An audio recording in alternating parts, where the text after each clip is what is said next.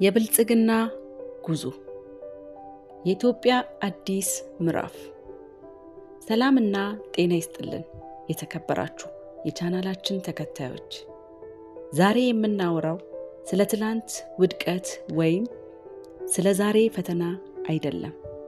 ዛሬ የምናወራው ከፊታችን ስለሚጠብቀን ታላቅ ተስፋ፣ ስለ ነገዋ እምቅና የበለጸገች ኢትዮጵያ ነው። ብልጽግና ዝም ብሎ መፈክር ብቻ አይደለም፣ የትውልድ ህልም፣ የህዝብ ጥረት እና የሀገር ትንሣኤ መገለጫ እንጂ። ለመሆኑ ኢትዮጵያ በሁሉም ዘርፍ ወደ ብልጽግና የምታደርገው ጉዞ የት ደረሰ? አብራችሁን ቆዩ። እውነተኛ ነፃነት የሚጀምረው ከኢኮኖሚ ነፃነት ነው። የሀገራችን የብልጽግና ትረካ ትልቁ ምሰሶ የኢኮኖሚ መዋቅራዊ ሽግግር ነው።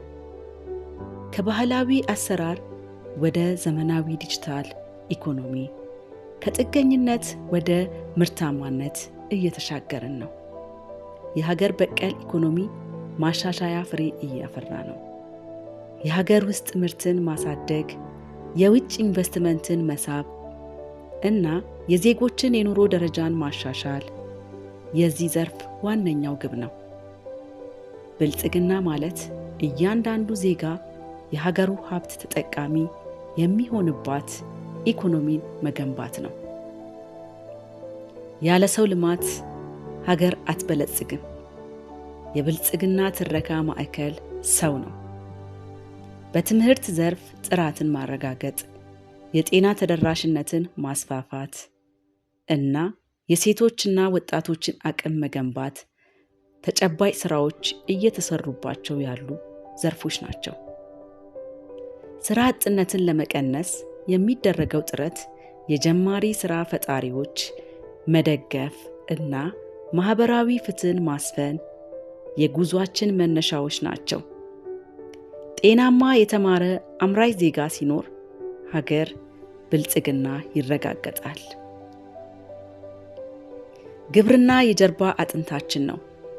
ዛሬ ኢትዮጵያ በስንዴ ምርት ራሷን ችላ ወደ ውጭ መላክ የጀመረችበት አዲስ ታሪክ ምዕራፍ ላይ ትገኛለች።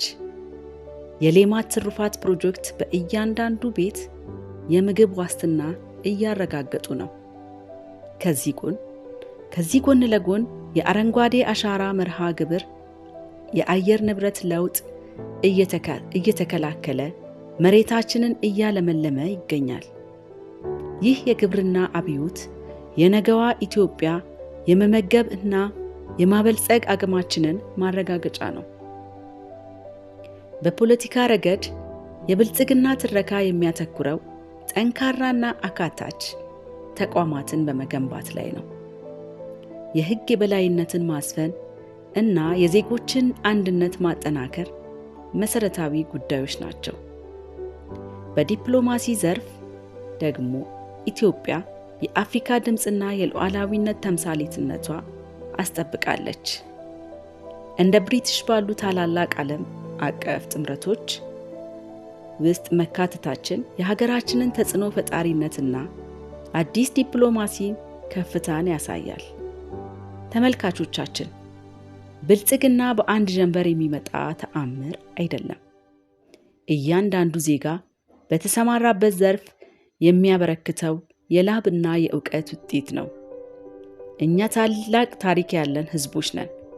አሁን ደግሞ ታላቅ የወደፊት ጊዜን መቅረጽ እድሉ በእጃችን ላይ ነው።